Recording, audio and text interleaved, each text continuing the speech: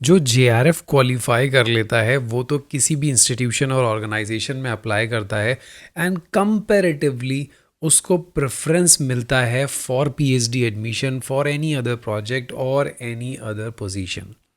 But what about those who are just just because of 1 or 2 marks they are not able to qualify the NET or JRF or GATE or any other competitive examination? क्या उनका right नहीं है PhD में admission लेने का? So I suggest do not waste time. Apply for such very very good applications without qualification of net और JRF और उसके बाद आपको फुल अमाउंट ऑफ फेलोशिप भी मिलेगा and you will going to register in a very very very good institutions in India. So don't miss these types of application. This is very easy. Do not skip. Understand the things. Apply very seriously. And how to crack this application, I'll going to discuss you in this video.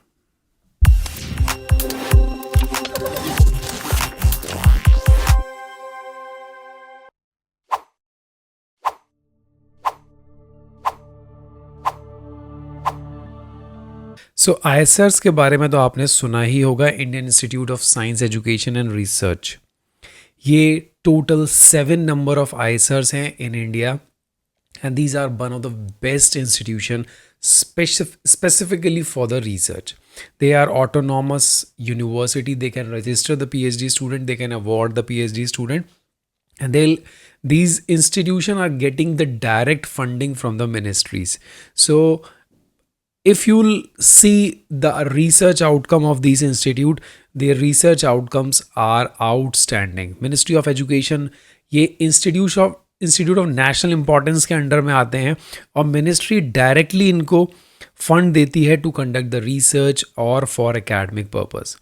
सो इनके PhD के admissions भी आते रहते हैं. ये integrated PhD भी कराते हैं, बैचलर्स और मास्टर्स इंटीग्रेटेड कराते हैं. अगर आप इंटीग्रेटेड पीएचडी करना है then you can apply, only PhD करना है देन यू कैन अप्लाई. और उनके प्रोफेशनल मास्टर्स प्रोग्राम्स होते हैं वो भी आप अप्लाई कर सकते हो बहुत ही कम रेट में, because these are the government institutions autonomous funded. But कभी कभी जब आप नॉन नेट होते हो तो सोचते हो कि नहीं पहले मैं नेट क्वालिफाई कर लूँ then only I apply. This is one of the wrong thinking I can say at this moment. देखो इस टाइप के एडवर्टीजमेंट को हमेशा देखा करो. Recruitment for the post of project assistant 1 under Ignite Life Science Foundation. कोई दिमाग लगाने की ज़रूरत नहीं है कि what is Ignite Life Science. पता चला गूगल करने चलो इग्नाइट लाइफ साइंस फाउंडेशन क्या होता है, मैं इसको कैसे करूँगा, कुछ भी नहीं करना. What you have to do, you just see this advertisement. क्या बोल रहा है advertisement? Click here for the advertisement, click here for the application form. तो आपको सिर्फ और सिर्फ इन 2 चीज़ पे फोकस करना है instead of getting all these things. So this is the advertisement number. Recruitment post is a Pioneer autonomous institution, ministry of education. उसने बता दिया पोस्ट ये है, नेम ऑफ द प्रोजेक्ट. बस अब फोकस करना है आपको इस पे. Metabolic intoxication as a novel strategy for adjuvant therapy to eliminate Mycobacterium tuberculosis. One of the best project I can say, one of the brightest field of microscopy, microbiology, biotechnology, biology, biochemistry, और I can say ये metabolic intoxication देख रहे हैं तो toxicology. Because C therapies के अंदर ये as an adjuvant therapy use कर रहे हैं किसको? मेटाबॉलिक इंटॉक्सिकेशन का as a novel strategy. TB एक ऐसा फील्ड है, अगर आपने माइक्रोबायोलॉजी के अंदर इस पर स्टडी कर ली तो all over world you will be recognised. Because TB हमेशा से चैलेंज रहा है इंडिया और ग्लोबल लेवल का. सो हमेशा इसको इरेडिकेट करने के लिए थेरेपीज़, वैक्सीन्स या कैसे स्प्रेड नहीं होना, हर एजेंसी इस पर फोकस करती है. सो ये प्रोजेक्ट का थीम है, ये आपको पढ़ लेना है. फंडिंग एजेंसी क्या है? Forget it. These are the PI. Means PI को इस यहाँ से फंडिंग मिली है टू एग्जीक्यूट दिस प्रोजेक्ट. और इस प्रोजेक्ट के अंदर ये पोजीशन है प्रोजेक्ट एसोसिएट की. ये उनके पीआई हैं राजा मुखर्जी और किरण कुमार पुलकुरी. ये को पीआई है.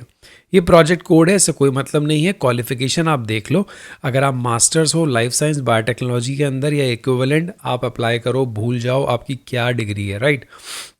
प्रोजेक्ट एक्सपीरियंस दिखा रहे हैं कि microbiology essay for drug discovery और एंटीबायोटिक रेजिस्टेंस, मतलब आपका थोड़ा भी माइक्रोबायोलॉजी का एक्सपीरियंस है तो डेफिनेटली आप अप्लाई करो।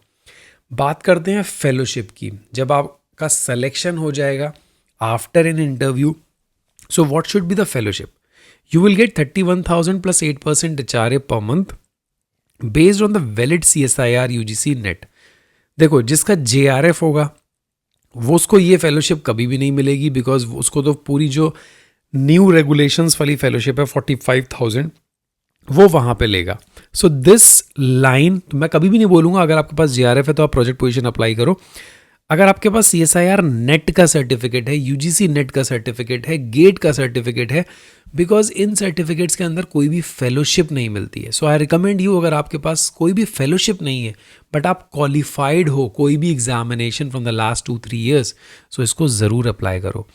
दूसरी चीज़, अगर आपके पास कोई भी क्वालिफिकेशंस नहीं है then also you have to apply this position. Reason being you will get 25,000 plus 8% HRA। अगर आपके पास कोई भी एग्जामिनेशन नहीं है then also you will consider. Now tenure वो यहाँ लिखते हैं, देखो 6 महीने का, it will be increased. 35 year से एज ज़्यादा नहीं होना चाहिए और लास्ट डेट है 1 अक्टूबर।